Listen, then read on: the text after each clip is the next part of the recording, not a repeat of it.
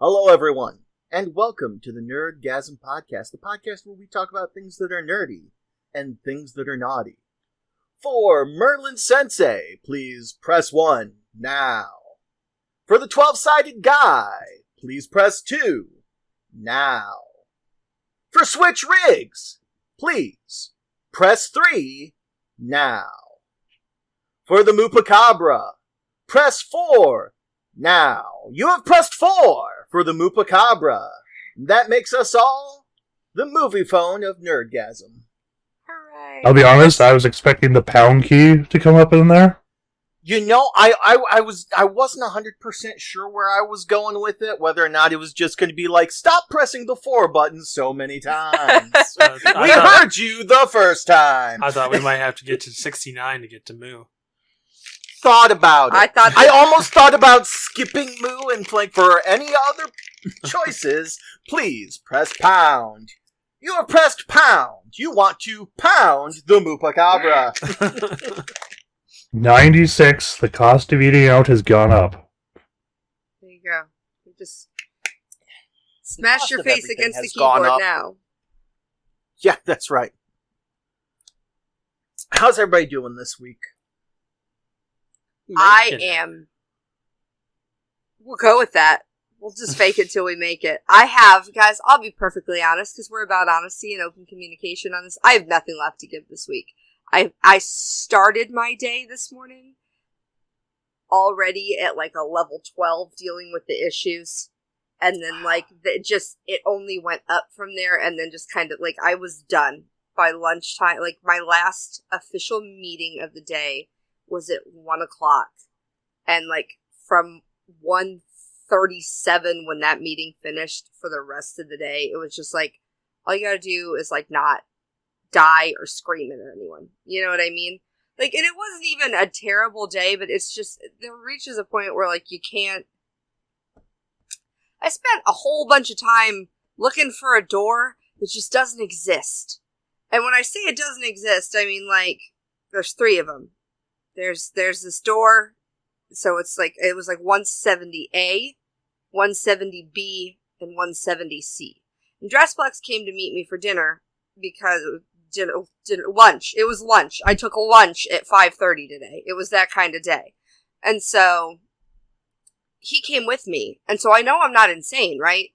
Because he saw the door just wasn't there. Like, I sent 2 students out, and they're like, the door doesn't exist. I'm like, that's horseshit, guys. Like, let's not be lazy, alright? Because we have a tendency of going, oh, I can't find it. And I'm like, I swear to God, it's there. So I sent 2 more students out, and I sent them, they're like, it's not there, that, so-and-so and so-and-so already said so. And I was like, okay, here's the floor plans, and I hand them each a binder. I'm like, go find it.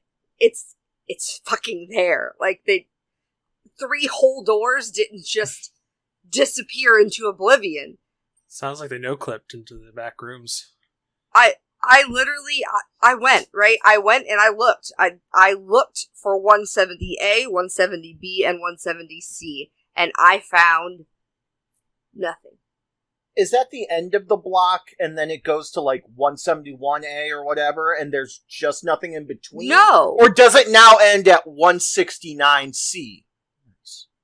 No, that's the crazy part, right? Like, you start at 100 for the set of office suites, and then it goes through, like, the rest of the lobby, not lobby, what do you call them, like, lounge areas, and then you get into the hallway with, like, the actual student rooms, and those are through the 120s up to 154, and then you get into, like, the bathrooms are 190. So you're like, okay, we missed 154 to 190, where the fuck did they go? And that's not uncommon. We tend to skip to, like, the next whatever big number when we do the bathrooms. And sometimes you'll get, like, a room within a room. So, like, you'll key into the housekeeping closet, and then it'll have, like, 3 or 4 adjacent rooms. It's, like, the slop closet off of the slop closet kind of thing. Subrooms. Yeah, and so, again, I'm kind of familiar with that, and so that's what I was thinking I would find, and maybe just we missed it. There's no fucking door. And so, I have to go back, like, it just was obnoxious, because Is it possible that they set up like a drywall barrier over the area and now it's just secluded in Narnia? I mean, it must be in fucking Narnia. Like, somebody call Mr. Tumnus because he owes me a key card, but, like, we'll figure it out. I don't know. There's somebody living rent-free in these mystery rooms that's Sure, just not like, there. I'd be worried that they're backroom doors. And if you find them there, that's a problem. As in, quote, the back rooms, end quote. Yes, that's what I meant. Some of you will understand that, some of you will not. My key opens things that most people's don't, right? And so I went in all of those type of rooms to try to figure out if there was a room off of it, like basements and boiler rooms and all of those types of things, and it's just not there. And today was just one of those days where, like, I don't like to micromanage.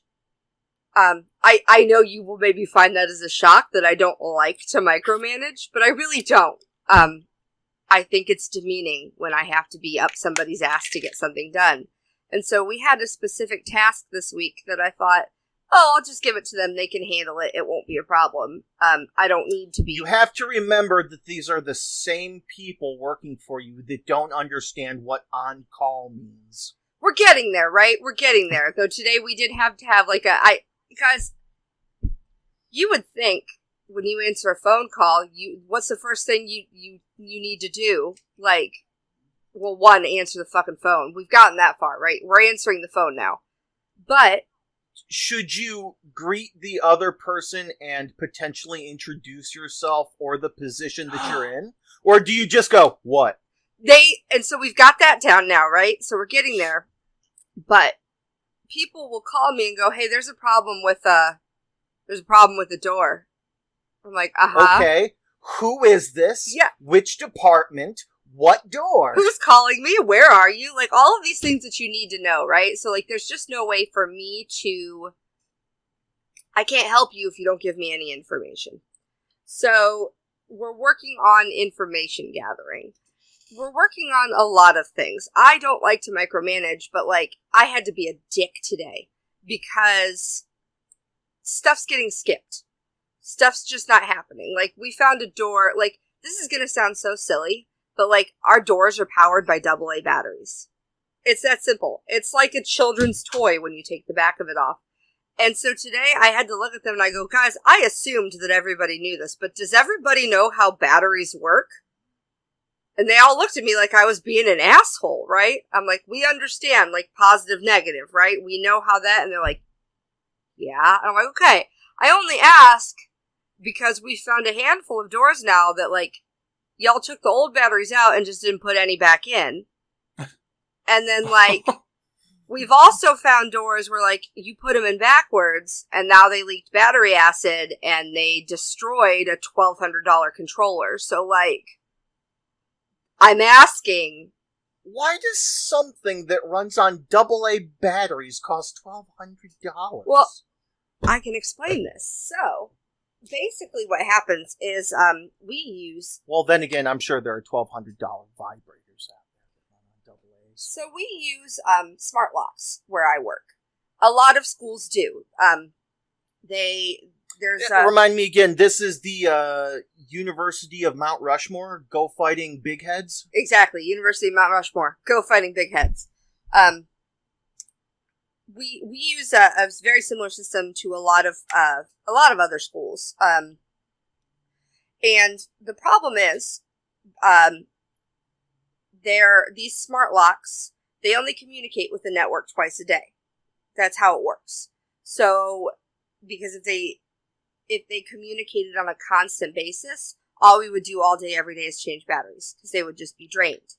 And so what happens is... I mean, makes sense. So, they're great because they're smart, which allows us to handle some lockouts remotely. It allows us greater control over... We can see who's getting into spaces. We can see who's supposed to be getting into spaces. We can see who's not getting into spaces when they should be able to. We can see, like, there's a lot of things that it gives us a lot of It's very user-friendly in certain aspects, but the problem with smart locks is sometimes they forget how to be smart. And we have to go in and remind them that they're locks. Don't forget, these are smart locks, not wise locks. I'm going to start telling people that. That's fantastic. That's the next time one of my students looks at me and goes, I just tried this 14 times and it wouldn't work. And the second you got to the parking lot, it started working. And I'm like, sometimes that's what it takes. Sometimes you just got to put the fear of mom in them. And I show up and I'm like, what the? And then it works.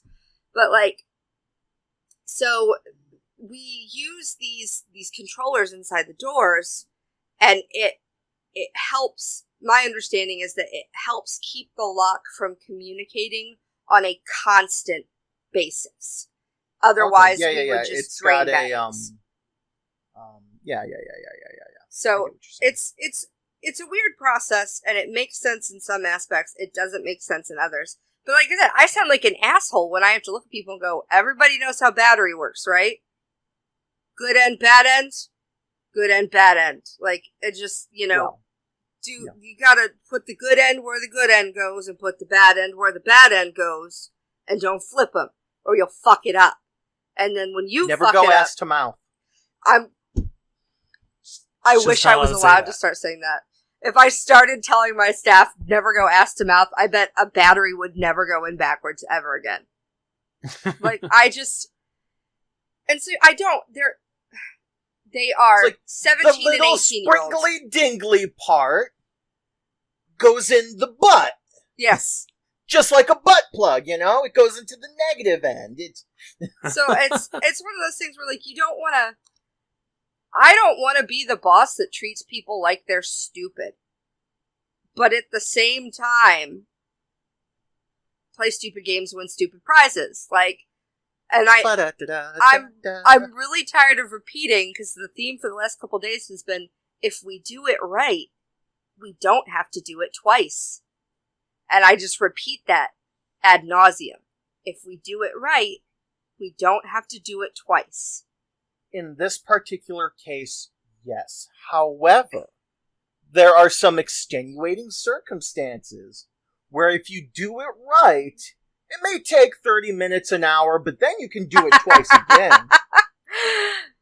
Oh my god. So yeah, it's been like, I'm just at a point where like my ability to be professional about things is running thin. And so there are times when I literally just want to look at these kids, and I shouldn't call them kids, but they're kids, and go, the fuck, bro? And that can't be my official answer to things, but that's where we're getting. Like, tomorrow, I handed everybody a t-shirt, right? And I said, this is what you need to wear on Friday. And they went, but what about? And I said, no. Couldn't we wear another one of the t-shirts? No. This t-shirt, this one right there, I need you to put it on your body on Friday. And if you don't, I have to make you. Like, and then your name tag, right? And they're like, yeah. And I'm like, the clip ones? And they're like, they have clips? I'm like, yeah. You all have them clipped to your keys. I need you to clip them to your person. And the one kiddo was like, so like, when you say on your person, you mean? And I'm like, up here. Like, I want it up boob height. Like, I don't want to be staring at people's crotches to figure out their name. I need you to put it up here so that I can see your name. And I know your name, but other people don't. Like, a lot of other people, and they're all coming tomorrow. All of them. They'll be here this weekend, and so I need you to wear... Well, what if I don't like this color? Well, you should have picked a different school, because that's one of the school colors. Shut up and put the shirt on. And then, that's right. None of this, like, all of this is reasonable, right? Like, tangerine and teal, go big heads. I'm just imagining her wrestling the mascot to the ground and forcing a shirt on the giant head. Because the mascot, so it's even bigger than normal head. In case you're wondering... Oh man, that's a big head, big head! You have to put the shirt on before you put the head on, and a mascot typically wears between a 3 and a 4X, depending on how chubby the mascot is. And I say this... I'm a mascot! I say this having worn the mascot costume multiple times. Just remember one thing, Moo. No matter how upset you get, how frustrated, don't get caught on security camera hitting an inanimate object that is literally a piece of junk with a rubber mallet. Otherwise, you will be fired. I'm well aware of that fact, actually. I'll have to tell you an interesting story about that, but I know people that, Yes, 12, I know from experience. We're very big on... But it sounds like you both do, so I need to hear these stories. Oh, that's how I got fired from my last job. Professionalism is... I hit a piece of junk with a rubber mallet, and they're like, no, what if you had hit a person or a piece of equipment? It's like, I didn't. I specifically hit this piece of junk that was in the garbage, basically, because I was upset and frustrated that, there was nobody here on a Friday, which is one of our busiest days. I know somebody that kicked a trash can.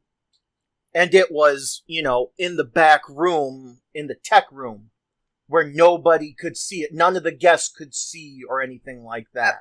That's somebody... Please tell me your mallet story is cooler, Moo.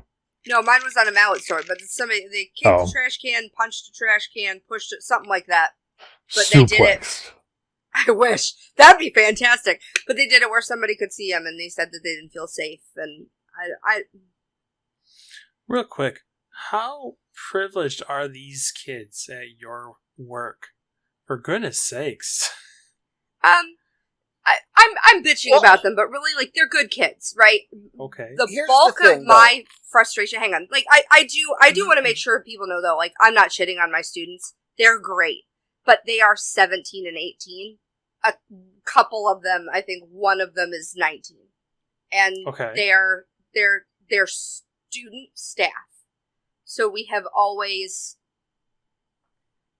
Higher education is a very different field. And I have had to explain to my employees already. I have a couple that are kind of kiss asses. Love them to death, but they're kind of kiss asses, and they will explain, that's what they're like, I think you're a great supervisor. Thank you for being wonderful, which I appreciate a lot. I can't tell you how much it means to me when somebody tells me that. I had an employee give me his 2 weeks notice and tell me, hey, you've been a great supervisor, and that means the world to me. Do you hand them a tissue and say, wipe the brown off your nose? Get back to work? I don't do that. What I do say is this job allows me to be the type of supervisor that I am. This shit does not fly in the real world. Me as a supervisor does not exist at fucking clam subs. That's not a thing. It's just not a thing that I can do. In a higher education environment where we are student focused, where we are putting the student first in student employee, it allows me to nurture them as individuals, to care about them as individuals, to want them to succeed not just as employees, but as people, whereas other jobs don't do that.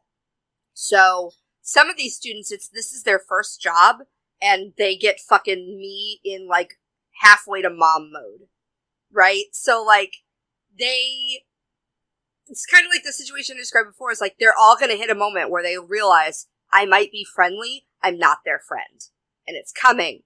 And it happened the other day when one of them went, but I don't like yellow, and I went, shut up, put the shirt on, that's it. Or this morning when I went, everybody is standing and watching them move that, or standing and watching me move this, and I need you to not fucking do the thing. It must be. You have to remember, Switch.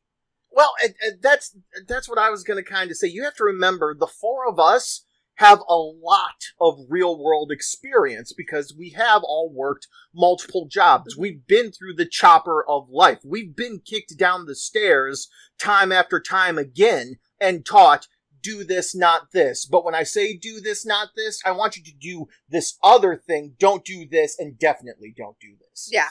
Or do the third thing, but with the attitude that you would use for the first two. Right. I don't know. At 16, I was working in a pizza shop, and I understood how to operate everything in there. I'm not worried about it. That's the thing. And it's not even necessarily, it's not only have we had X amount, and it may be a generational thing, but also, like Moo said, she's a supervisor that cares about where these kids goes, and unfortunately, and I'm not necessarily blaming the school systems necessarily, but some teachers, honestly, teachers don't get paid enough to give a fuck. No. They have 70 people in one classroom when they're supposed to have maybe 20, you know, and it's just like, I had 20 fucks to give and 50 more students that I need to somehow find fucks for. Yes. I'm not saying anything with students I'm not trying to blame anybody. It's just very confusing when you say they don't put a battery in correctly, or someone doesn't. Well, I think what it comes down to, right, is like, we stress efficiency, right? And we stress, get this done, get it done fast. And they get stuck on fast. And part of efficiency is accuracy as well, right? It's not efficient if we have to redo the work. And so these kids are here for their very first job, some of them, and they want to do a good job, and they want to be good employees. I have literally, again, I gotta stop calling them kids, but they're kids until they have kids. These kids are like teeny tiny babies. So a lot of them have never left home for the first time. They've never lived on their own. They've never, like, our first week I had kids ask me, is it okay if I go to the bathroom? I'm like, you're a grown adult. Like, please don't pee on my floor. Get out and go. Like, I don't...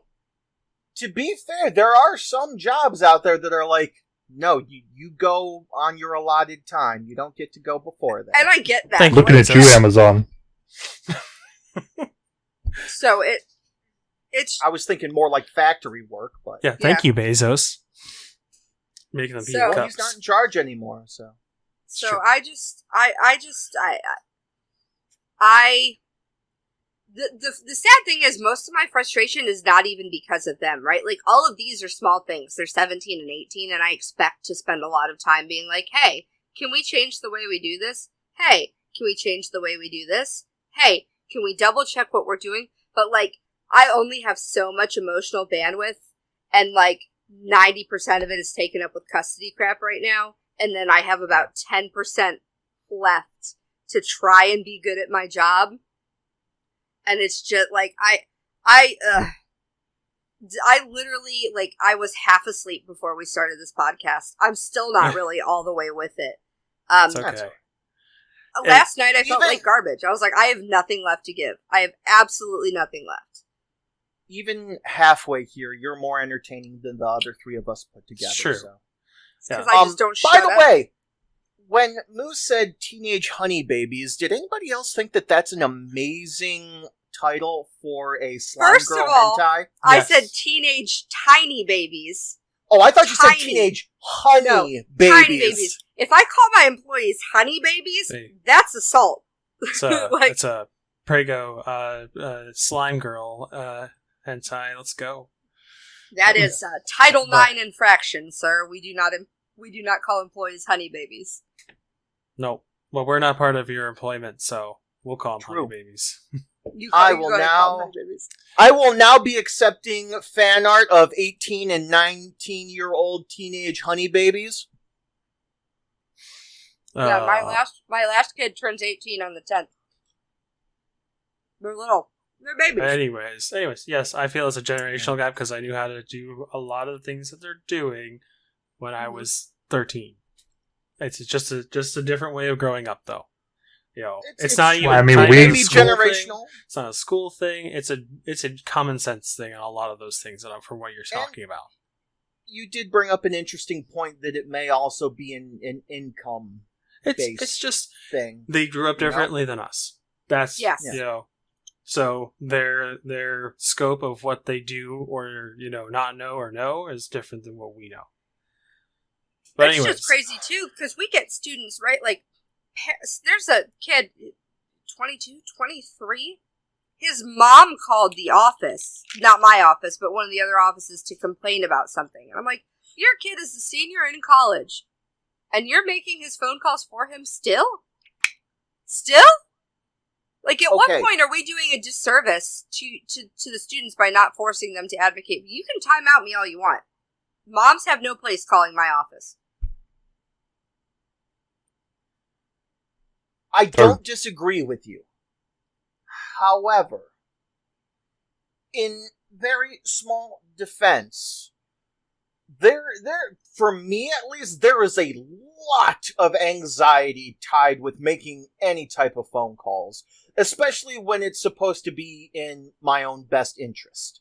I still have not called to make a physical for myself to see, if I'm slowly dying or not. And I don't mean in the Sylvia Plath matter of the word. Sylvia Plath? Did I get it right this time? Cynthia Plath? Sylvia Plath. Sylvia Plath. Nor have I called Jobs and Family Services to see if I may potentially be able to... You can do all that online, Merlin. Get food stamps or something. I know, but it's still hard. I can relate with the kid as well. Let's take this last one. Because I did not know exactly how to set up a doctor's appointment until 2 years ago, because it had always been done for me. It was never taught to me ever on that one. So. Well, hey, I mean, the mitochondria is the powerhouse of the cell. No, I'm going to take the unpopular take on this. I am so fucking sick of people using anxiety as a reason not to do things. Well, it wasn't an anxiety I'm sick of it. No, I know. I'm not saying it is. I'm saying I'm tired of hearing this because that's what I hear day in and day out from my students. And I know, yes, we should accommodate for people. Of course we should accommodate for people. But at what point does our continued accommodation do a disservice to the individual? We are cutting people's legs out from under them. Anxiety is hard. It sucks. And I recognize that I'm very privileged to not deal with all of the types of anxiety that some people deal with. But I have my own anxieties as well that I deal with. I get it. It's not fun. There are things that are cripplingly difficult. I understand that. However, you have to find your normal and you have to exist in this world. Period. And everybody uses anxiety as a reason to do nothing. And I hate it. You have to find a way to be a part of the, or then you don't get to do things, period. If you have people accommodating for you and you still refuse, fuck you. I'm done. I'm so irritated with trying to accommodate everybody. And I know this is an unpopular opinion. I do. I'm so tired of making bend over backwards accommodations for people because they're anxious. And then they just don't even, it's not that they don't try to meet you halfway. They don't try to meet you 3/4 of the way. They look at everything you've done and go, no. Fuck off. I'm done. I'm absolutely done. I agree that, okay, when it goes that far, I absolutely agree. I actually have a parent calling in story from my work that, so my boss is in his 40s somewhere, mid to late 40s. We're in a restaurant parking lot after work, grabbing a bite to eat, and some kid about the age of your students in I don't know the type of car, the name they give those the cars that kids fix up to go really loud and fast. Yes, that's the word I was looking for. Thank you. What? Cuts us off. A hoopty. A hoopty. Okay. Yeah. Or tuner, some people call them. He cuts us off, and my boss, if you've heard the previous stories, is a very short temper. So he starts flipping out on this kid, who then comes to the window. Right, my boss continues to flip out. That kid's dad called my boss's dad to complain about the car. Yeah, because the company logo and everything's on the side of the car. Right, so he calls into the business, or the kid's dad calls into the business to complain about this confrontation, and gets my boss's dad. So when I find out about this story, it's because his dad, or the guy's dad, talked to his dad. I was just like, you are in your 40s, and you have people talking to your dad about your temper tantrums? The absurdity of that, I guess maybe this is just my relationship with my mother, right? The thought of somebody calling my mom to tell her that I did something wrong, my mom would tell them to fuck off. My mom did, actually, essentially. They took me to court when I was 17 years old because my attendance was bad. My mom was pissed that they made her go to court, and she looked at the judge and went, she has straight A's. Why am I here? She has straight A's and she's not even in school. She's doing it from home. What is, do you not have somebody else to worry about? Again, granted, not A+ parenting at my mother's point, because clearly there was a larger issue. I mean, she was the larger issue, but the thought of somebody calling my mom is just, I've had somebody do that where they're like, listen, if you don't stop, I'm going to call your supervisor, or I'm going to call Sally Smith if this doesn't stop. And I'm like, you want to call her? Like, I've got her on speed dial. We'll call her right now. Let's do it. Like, I can't anymore. I'm all customer serviced out. That's really where I'm at right now. There's just a certain level of customer service that I have to focus on every day, and I have none of it left to give.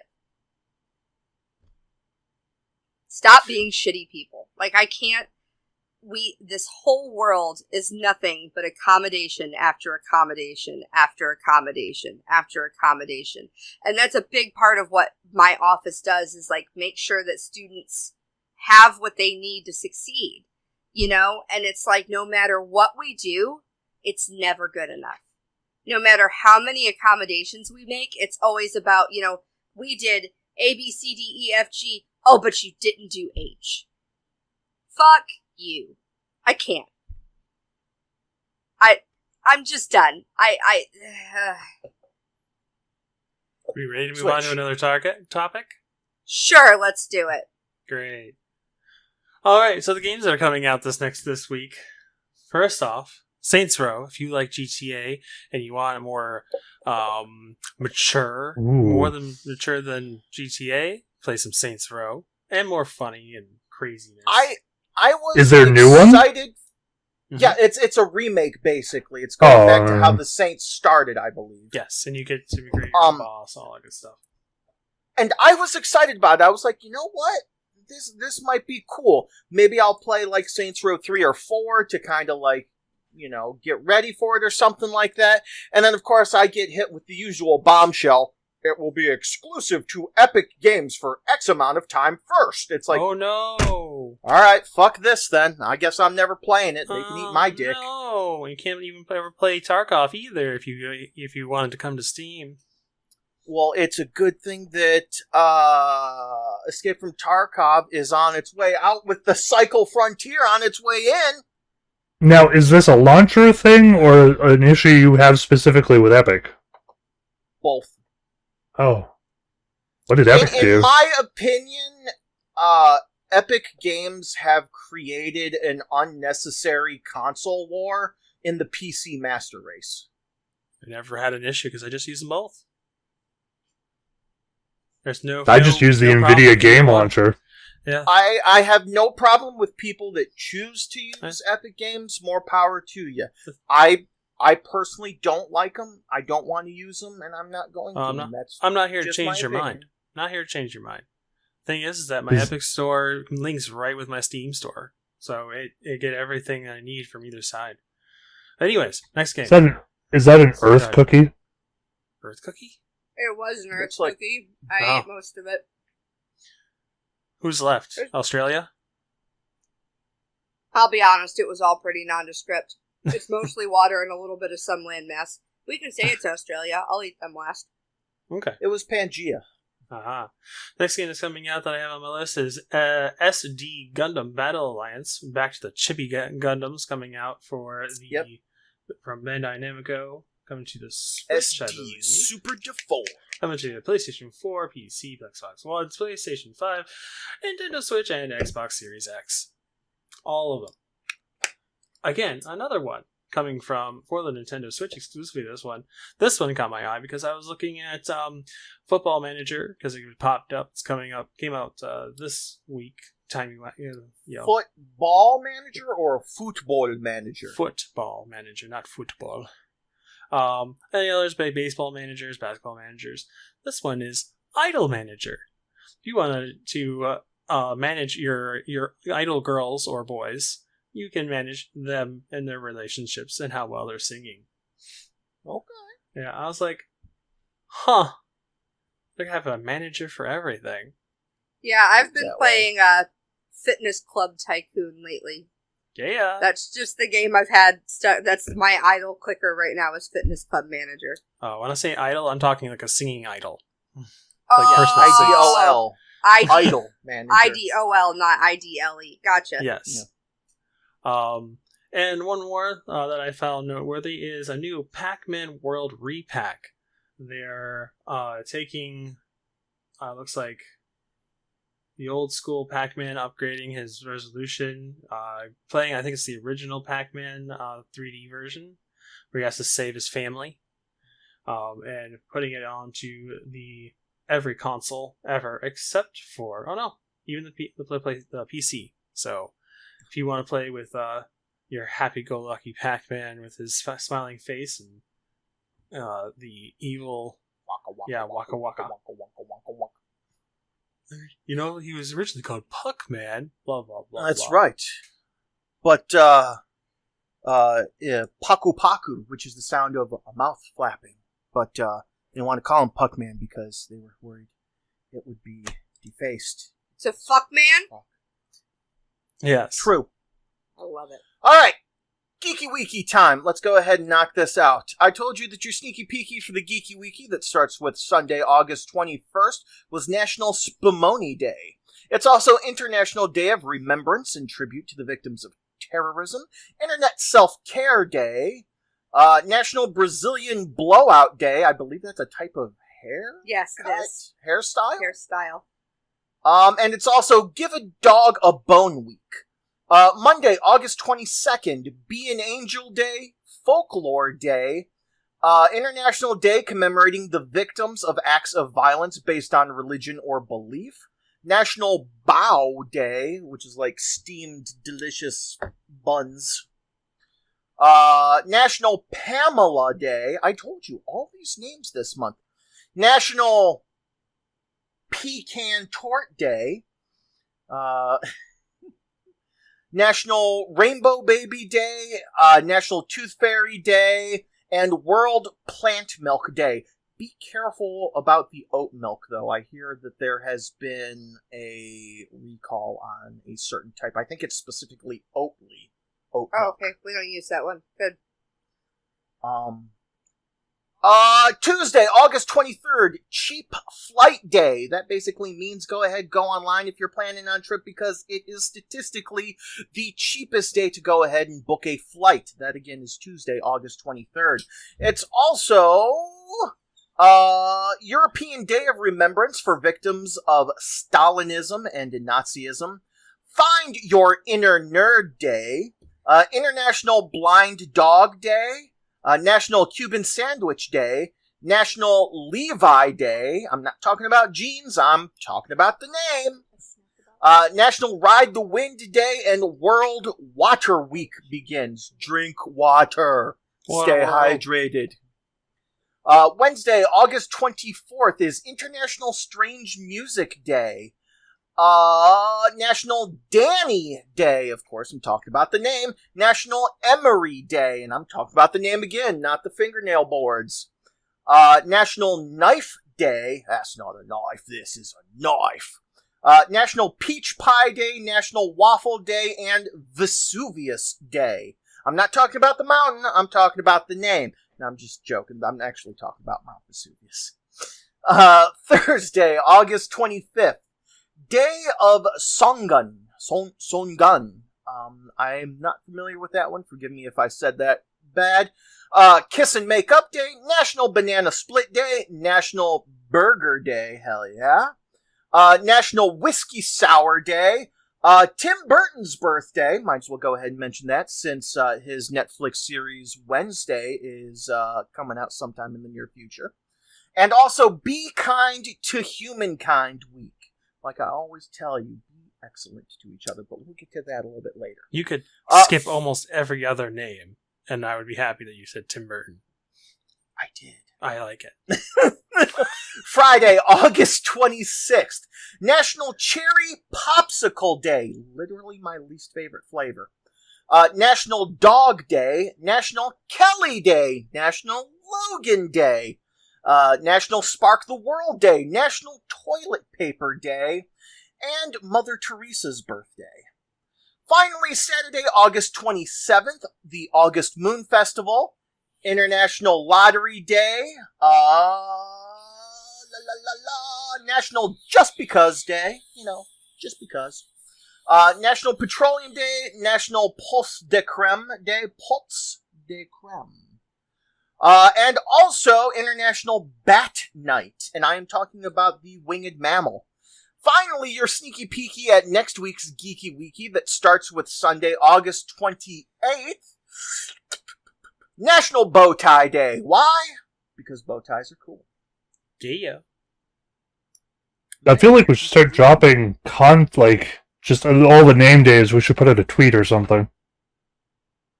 Just be like, hey, Well, all the you Bryans. are assuming that I have time to do tweets. Hi, friends. Welcome back to Moo's Kink Quest Corner. So, I wanted to talk about a product that I did not know existed, that got ordered and came in the mail today, and I'm super duper excited about it. Would you grab that so I can show them? So, I think we talked about the magic wand on here before. A classic. I think it is. It's a classic. It's something that a lot of people know, a lot of people have used. I didn't know this. They make attachments for the magic wand. Oh, right? I kind of knew that. I apologize, because it just looks very graphic. There's no way for it to not look graphic, but, like, I also can't get it off of there right now. So, like, this purple piece attaches to the magic wand, right? And so, like, ours has these neat little bumpies and everything on it, and then this little piece. It's really cool. Like, it's really neat. They had a lot of different options. It looks like it is a vaginal, clitoral, and anal stimulator all in one. I will say that this side doesn't quite go that far to the back. This will hit the front, for surezies. And this one has, like, this nice little bump on it, which is, I don't know if you can see it through my, it's really great. This was $10 on Amazon, so this is one of those things where I was like, well, if it's awful, like, I'm not going to be mad about it.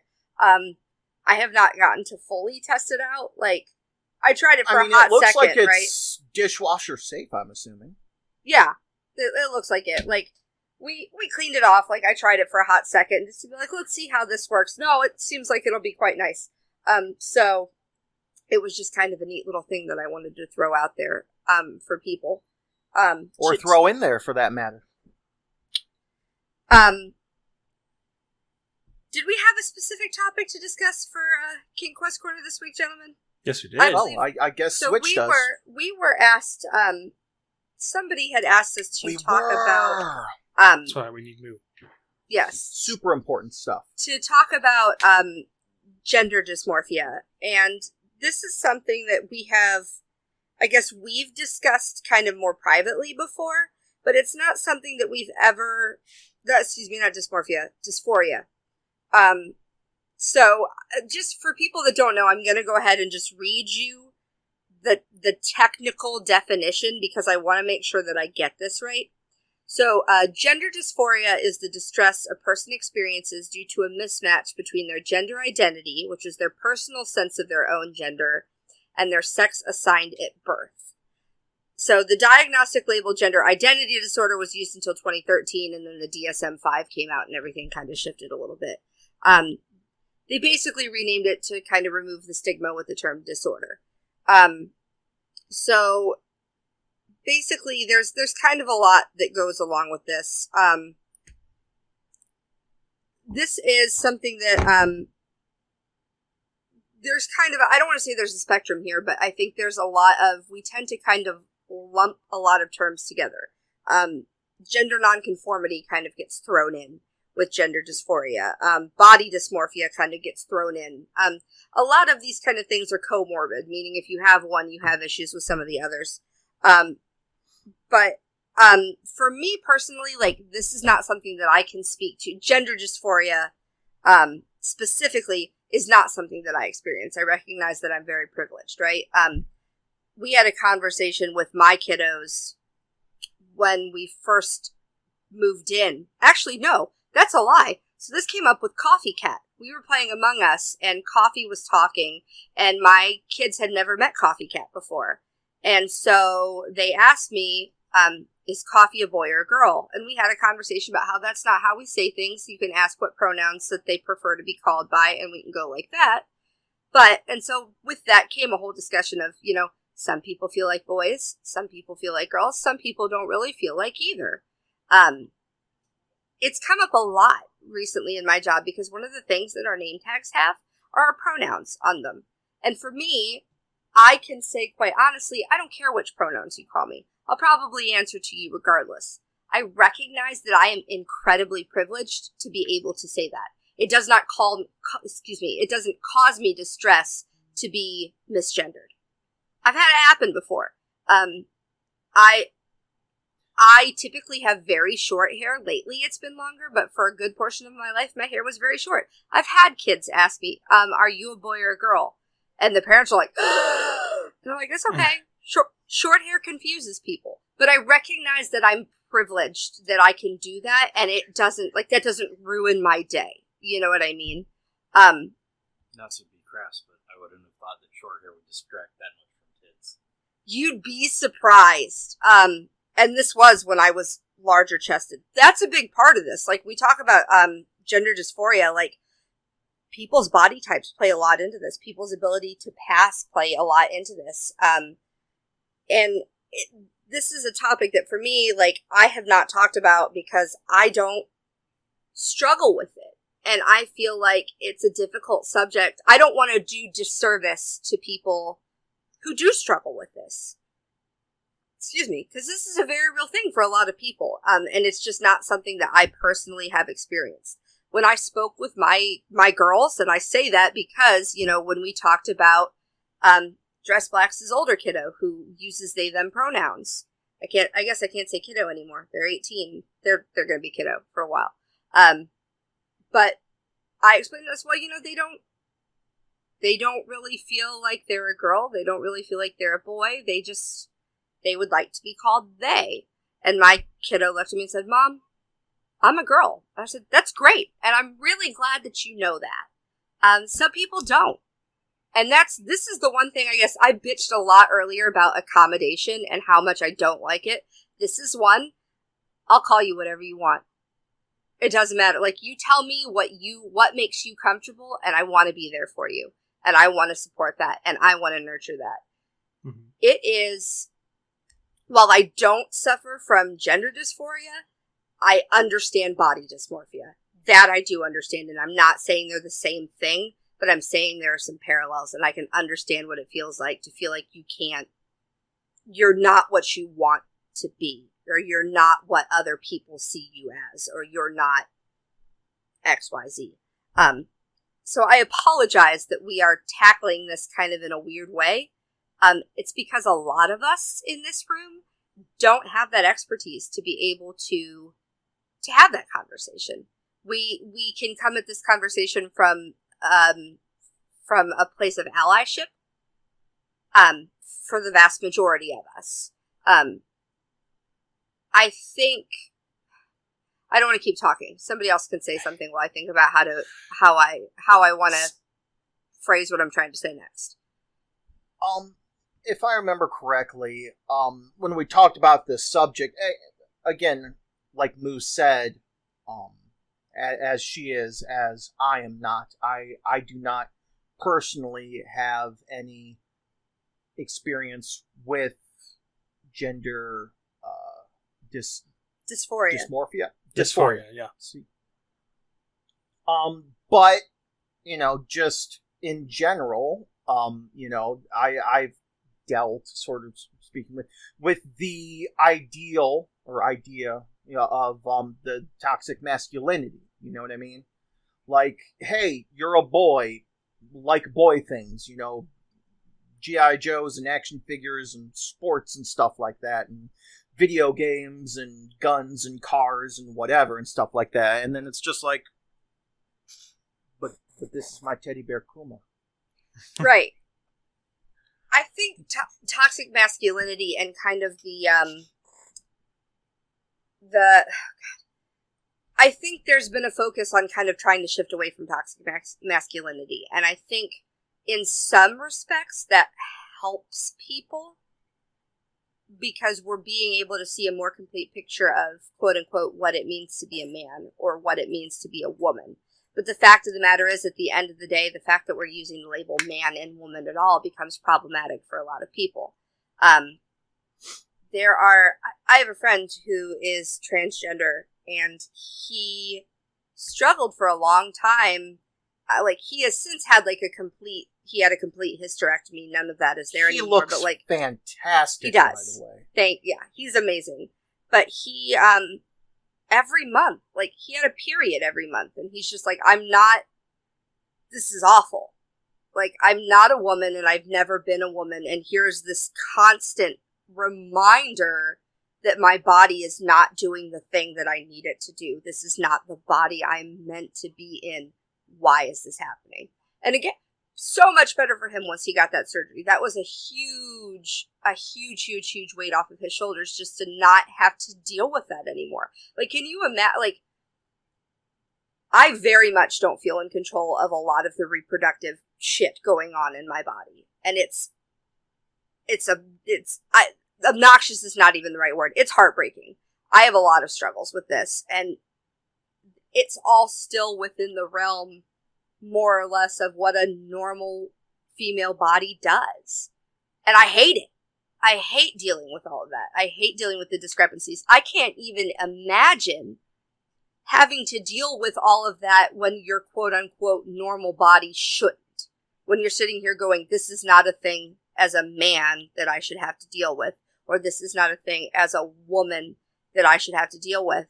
And here's this constant reminder that, like, your body doesn't do what it's supposed to. All right. Can I talk now? Yeah, I tried to let you talk earlier, and Merlin opened his mouth. I'm sorry. You said somebody else talk, so I figured I'd go ahead and say something. So since I have a little bit of information on this personally, instead of not... I figured we'd let you share if you were ready. I was trying to. So. Anyway, so I'm not at the level, personally, where I feel like I want to be someone else. Or I want to be the other side of everything. If it was...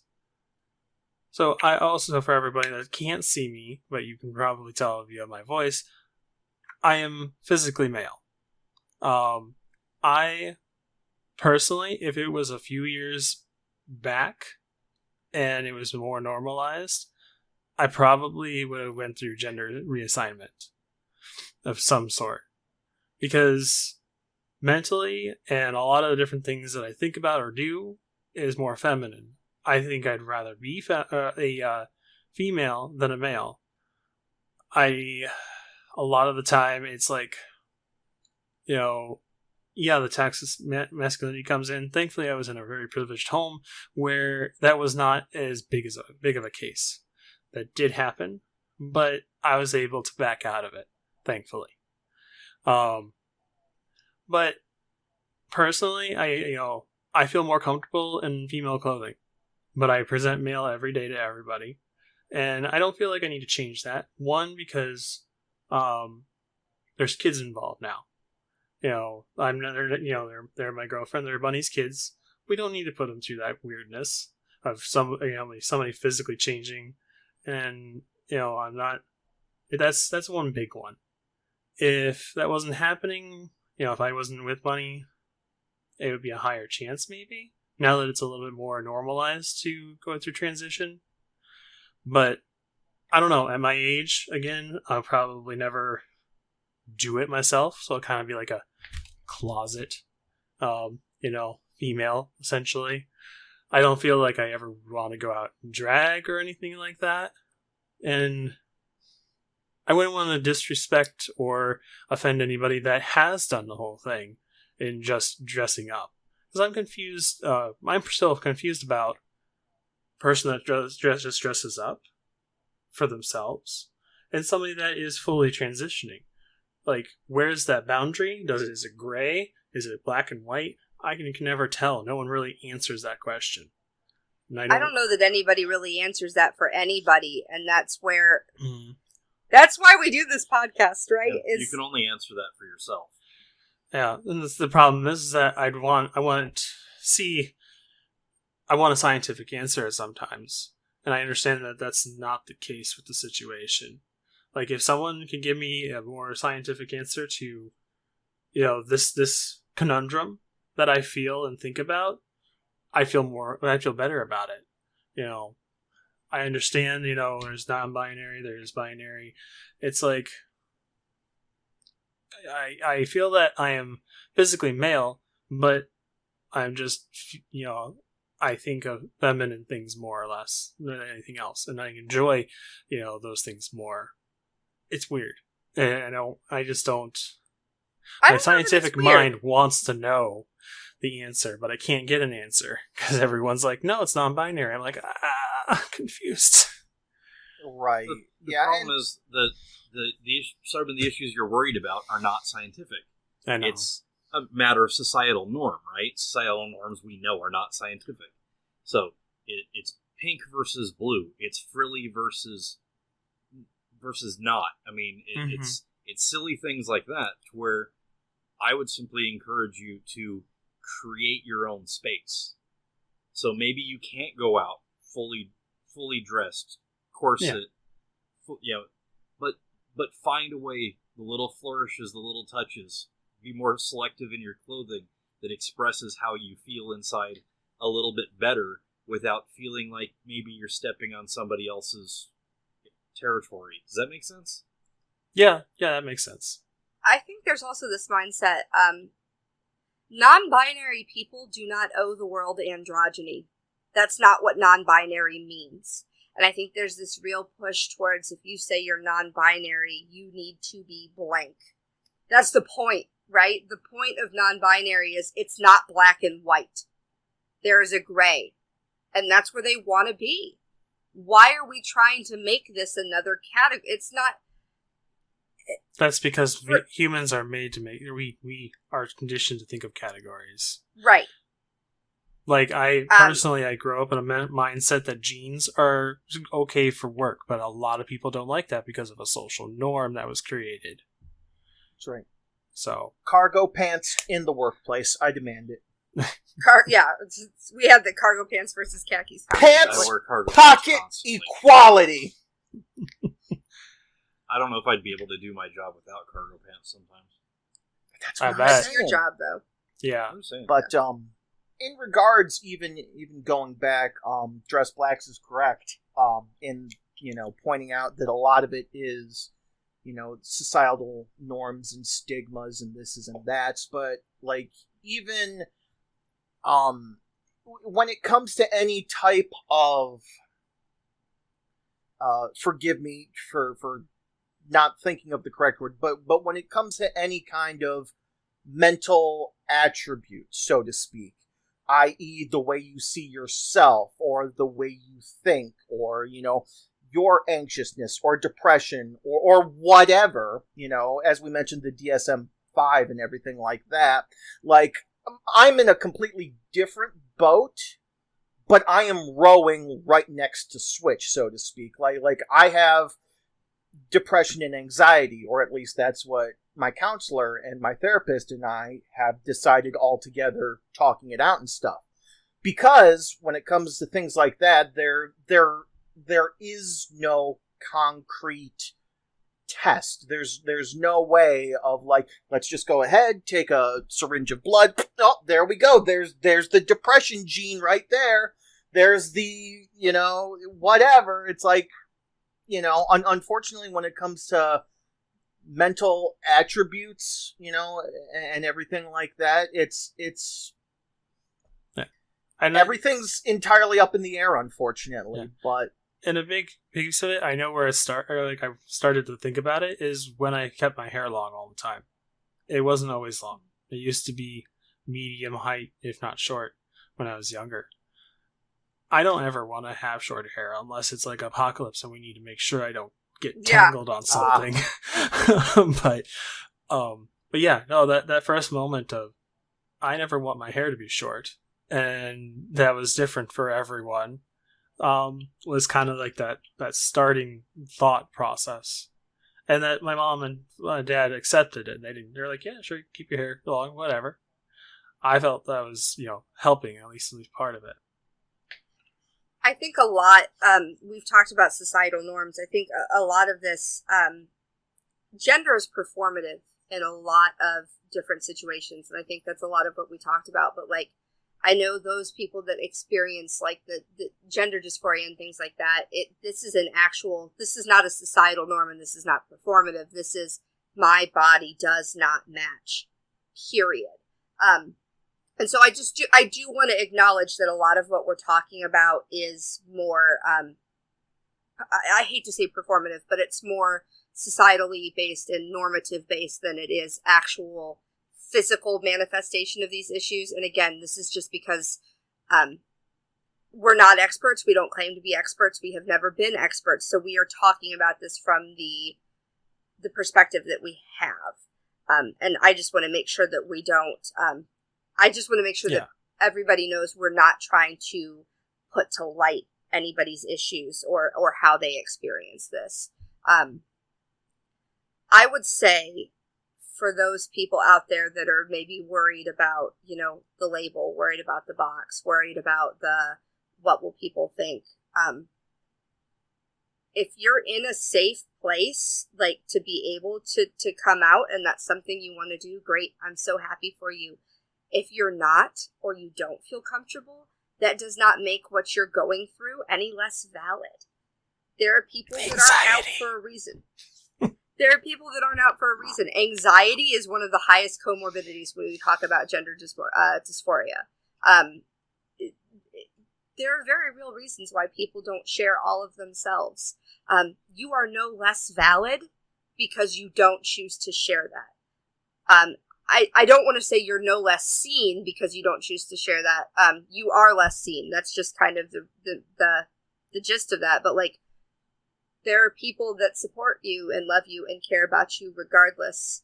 Congratulations, I'm your mom now. You didn't know it, but that's what you've got. Yeah. Normally...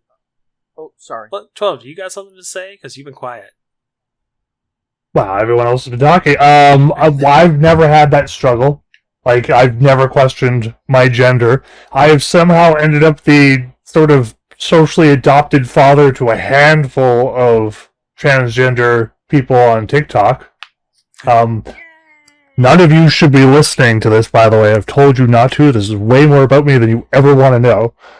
That's what I had to tell my students who immediately found this. And I was like, listen, first of all, you're not 18, so leave me alone. Second of all, you can't unhear what I'm going to say. Come back when you're 18. We appreciate your viewership, though.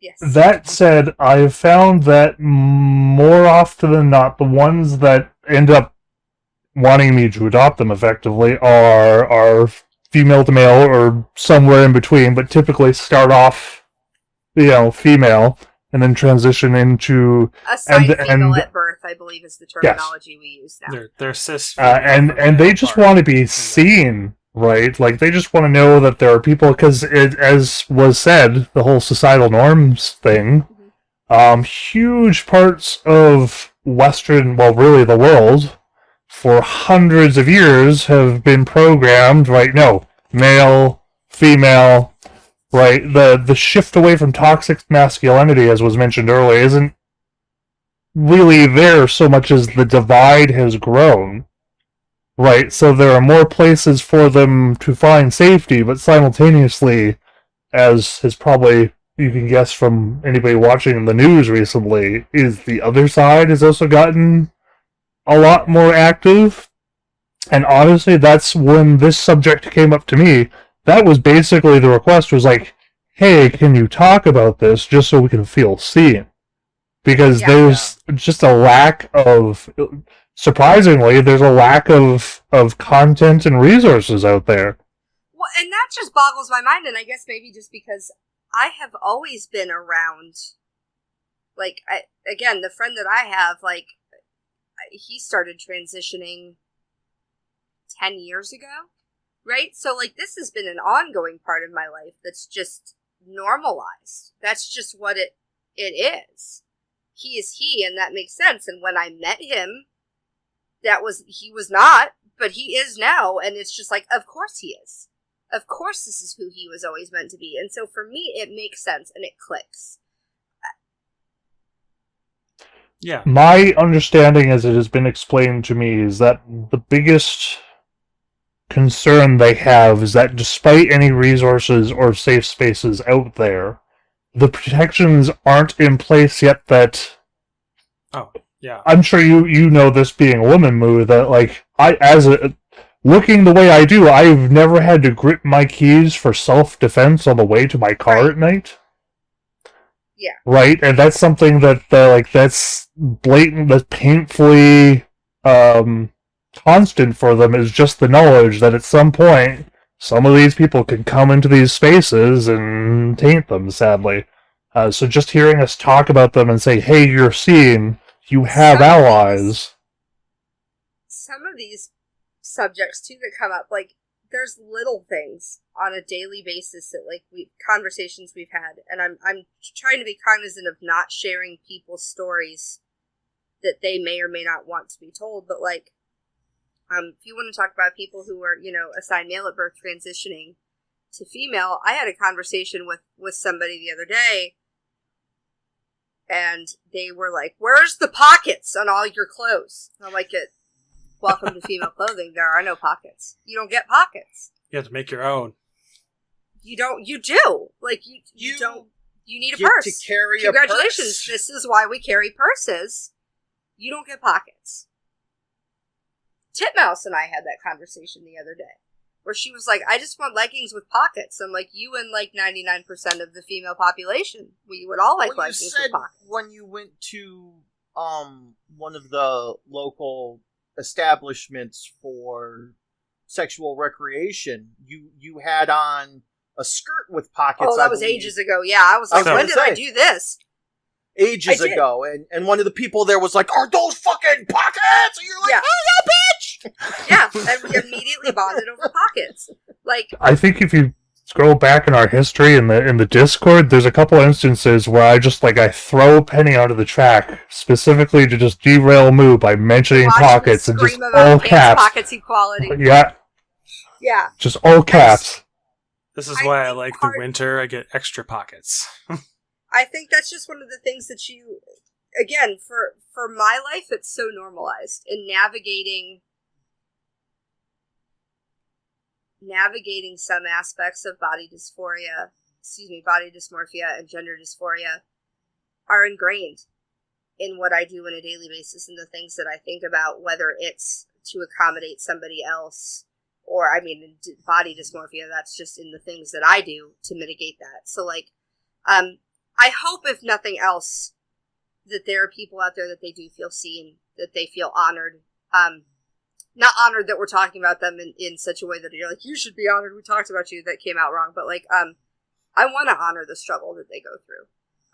Because it sucks. The world is hard, and it seems like, especially for people who are different and who are othered, we make it even harder. So, again, whether you choose to share your struggles publicly or if this is just a way you feel inside, it makes you no less important and it makes your struggle no less real. So thank you for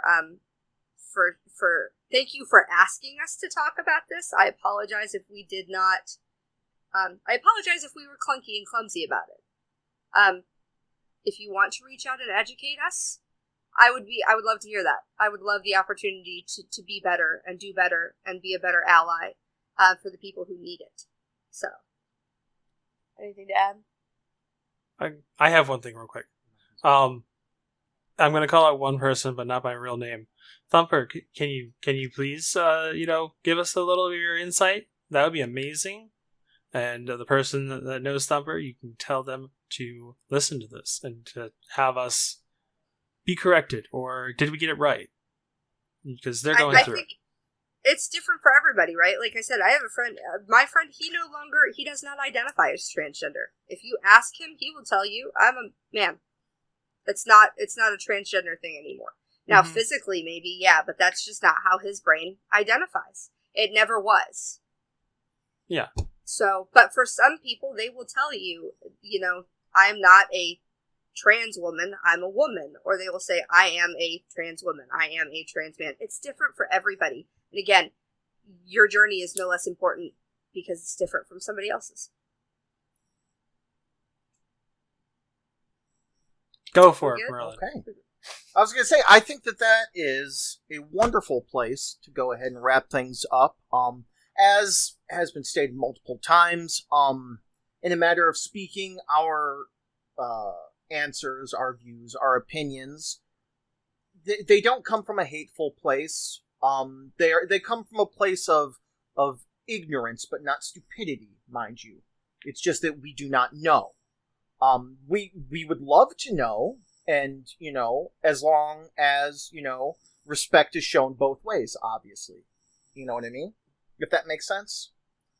Don't get a hold of us and say, you stupid motherfuckers. It's like, we're sorry? We're trying?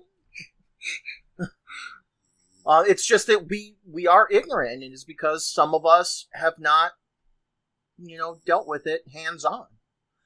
But that doesn't mean you can't be nice to each other. So, be excellent to each other, my friends. And thank you so much for listening to the Nerdgasm Podcast, where we talk about things that are nerdy and things that are naughty.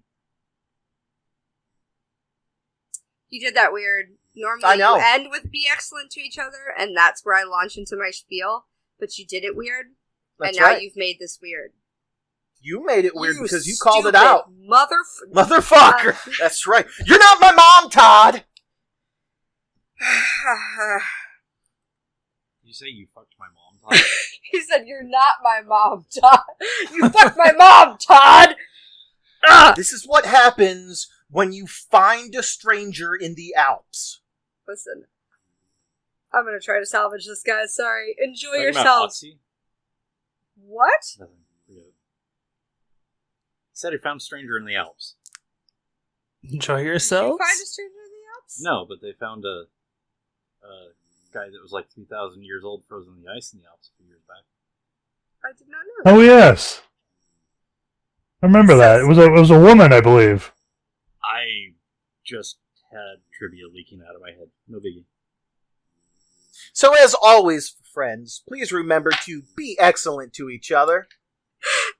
Enjoy yourselves and love yourselves. Be good to yourselves and give yourselves grace. I apologize for being a bitch tonight. Tonight. Your path is your own, but you are not alone. How many episodes before that happened? Before I apologize for being a bitch. This is season 2, episode 50. So we're coming up on almost 2 full official years of the Nerdgasm podcast. That's awesome. 52 weeks. Guess what? We have one last announcement. We've just started a TikTok. You can find us at Nerdgasm on TikTok. We will be putting I didn't know previews that. out. Yes. That's right. Go ahead and check out all of our links at linktr.ee/nerdgasm, spelled. N3RDGA5M. That's right. Can you make this be the preview? Just me like wah wah wah wah wah wah Waka, wah with waka, waka, no waka. other explanation. Yeah, we can do that. Just Why that, not? just wah wah wah and nothing else. We'll, That's we'll what be I'm full in video. Next time, friends, viewers, listeners, allies, etc., etc., etc. We will go ahead and talk at you later. Bye for now. Bye. Bye, friends. Thought you were gonna bite me. To put the fear of God in